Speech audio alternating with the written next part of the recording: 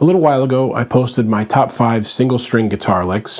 It was fun. However, most of the time when I'm doing leads, I actually like to employ like 2-string cross-picking licks, and so I'm going to show you my top 5 of those today, and welcome to my little goofy corner of YouTube.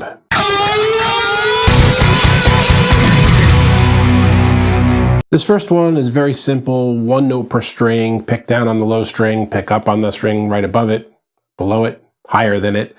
And I'm going to put it to some background music here and show it to you, and then we'll come back and talk about how to play it.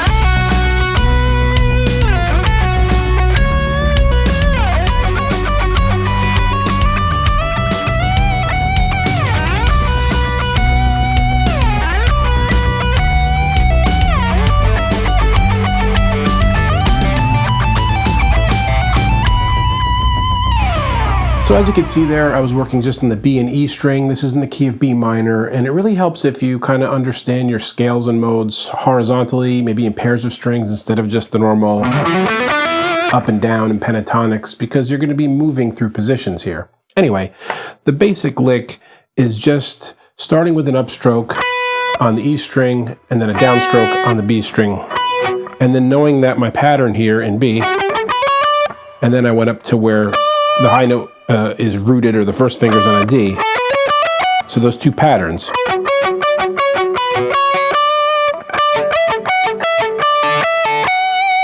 So it's just basic cross picking, up, down, up, down, up, down. You can use it all over the place in any way, mix up the sequence of notes.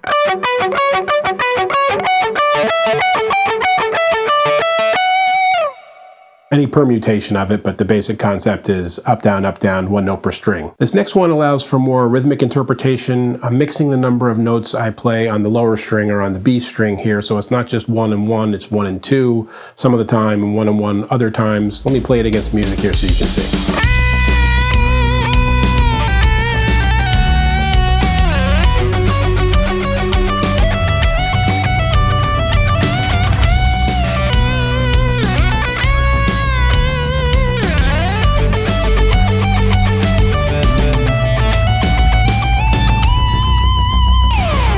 So you saw now the basic became something like up, down, down, and that's 2 downstrokes usually that I do there.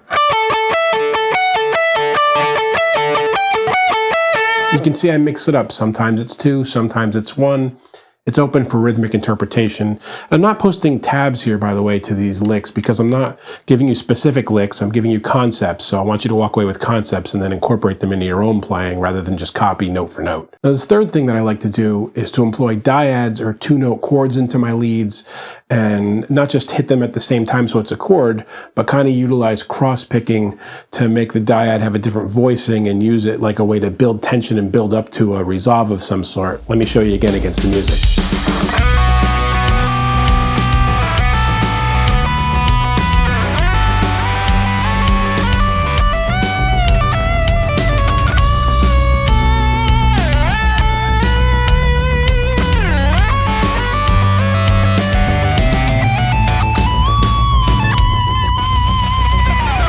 Okay, you saw there at the beginning of it, I employed it as a kind of melodic element. In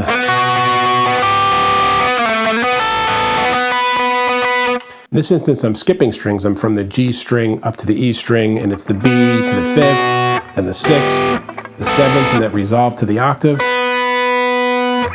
And then when I go on to the 2-string part of it,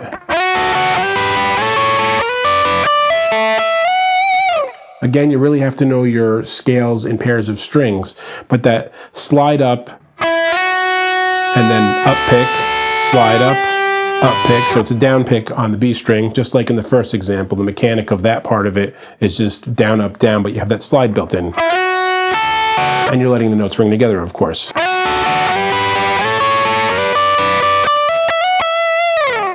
So again, you have a ton of different permutations that you can do there. Mix it up. You can even reverse. I'm doing thirds there. You can break it up and pull fifths into it.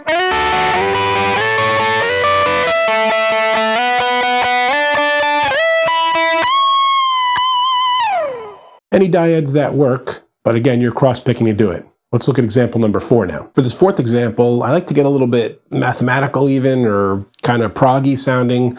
I'm going to do fifths with a little fourth mixed in, but I'm going to be jumping strings and using cross-picking technique. Let's roll the music again.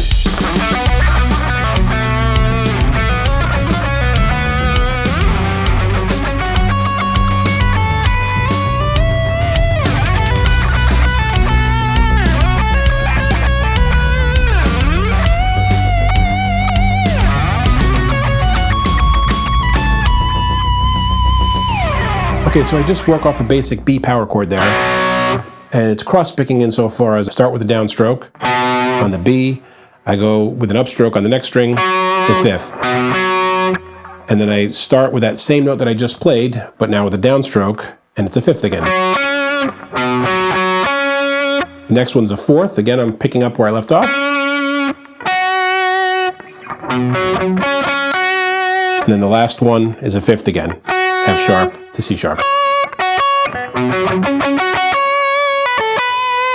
It's got a very cool kind of quality to it, and to me it sounds a little like prog rock going up like that in fifths. I really like it. And now for the final one, I am going to shamelessly rip off Eric Johnson. I love this lick from Cliffs of Dover, and I use it, well, you'll see how I use it against the music. I also found a way to kind of use it melodically and more slowly, so it inspired me to do so.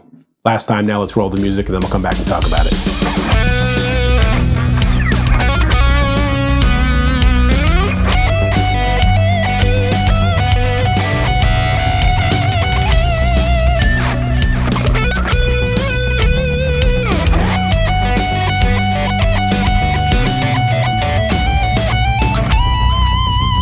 So the Eric Johnson riff is in G major or E minor, and he does this.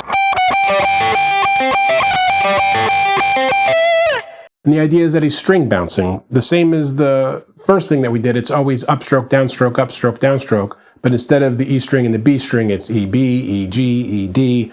We're adding the number of strings that we're skipping each time. Now here I started with it just as a melodic element. Instead of playing something fast in a pattern, it's... And I like the way that sounds just as a melody type of item. And then when we came back to it the second time, I did the same basic logic as the Cliffs of Dover riff, but in this kind of F-sharp pentatonic position, really the B minor position.